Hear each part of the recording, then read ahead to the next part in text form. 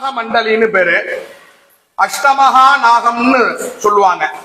அனந்தன், வாசிகி, தக்ஷன், கார்கோடகன், புலிகன், சங்கபாலன், பத்மன், மகாபத்மன், அஷ்டமகா நாகம். சித்தர்கள் இந்த ஸ்தலத்துல ராகு கேது தோஷ நிவர்த்தி, சாப பாப பிரதிபந்த நிவர்த்திக்காக எந்திர ஸ்தாபனம் இந்த இடத்துலதான் பண்ணிருக்காங்க. எந்திர ஸ்தாபனம் பண்ணி அது மேல நாகர் கட்டு போட்டிருக்காங்க.